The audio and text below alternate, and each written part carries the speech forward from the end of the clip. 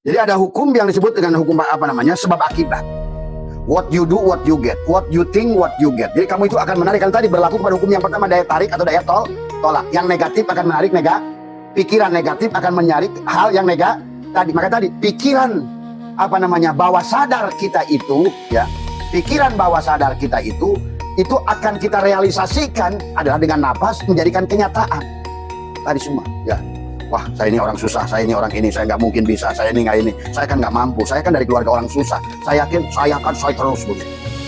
Buang, stop berpikir begitu. Itu sama saja merendahkan Tuhan juga. Ya. Maka rubah energinya. Terus bagaimana nanti setelah Bapak rubah energinya, berkelilingnya silaturahmi. Pertama, sambungkan silaturahmi dengan keluarga.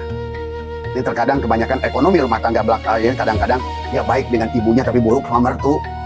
Ingat, mertua kita itu, ibu mertua kita sama sakralnya seperti ibu kita. Cuma ibu kita bedanya ada. Kalau ibu kita sesalahnya kamu, dia ada lautan maaf. Tapi ibu mertuamu, tapi sakralnya, bahayanya kalau dia marah sama dengan ibumu, tapi lautan maafnya kurang karena dia tidak pernah menyusuimu. Ngerti nggak? Maka di dalam hukum sodako, ibu mertua itu harus sejajar dengan ibu kita. Bahkan ibu mertua kita ini lebih besar dari bapak kita. Ini dalam Kim Jalaluddin Suyuti dalam Khamsah Asnaf. Dalam 5 asnaf itu, ibu mertua itu sejajar dengan ibu kita. Maka hati-hati dengan ibu mertua. Maka buat ibu-ibu, buat perempuan, jangan suka ngadu kepada ibunya sendiri. Nanti ibunya marah kepada suamimu, dampaknya kepadamu juga. Ini kebanyakan kan perempuan kan, maka itu dalam Islam seharusnya seorang istri itu mengadu kepada keluarga kepada keluarga suami. Sebaliknya dari pihak suami ngadu pada keluarga perempuan. Kalau datang kepada keluarga kita, garam, ditambah lagi garamnya lebih asin lagi. Kata gua juga apa dulu, jangan kawin sama dia. Oh kan, udah tahu dia mah, gua udah bilang dari dulu.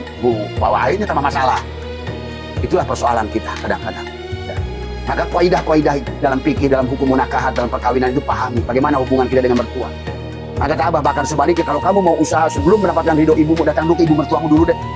Kenapa? Kalau ibumu nggak dikasih duit juga tetap dia sayang kepada kita. Maaf kepada kita, tapi mertua kita sekali marah, buset dah. Tapi juga bahayanya sama dengan ibu kita. Pahami ya, itu tadi. Maka disinilah hukum. Maka kata banyak orang yang ingin berhasil, tapi ternyata setelah Abah pelajari, tanya satu persatu, masalahnya ternyata begitu banyak. Kenapa saya gagal terus, Bah? Oh, ternyata masalahnya banyak banget. Selain kita di sini belajar mengenai tobat, zikir, apa semua, tapi hubungan-hubungan hukum alam ini harus diperhatikan, ya. Karena kita ini bukan manusia individu, tetapi kita ini manusia community, kita ini kesatuan.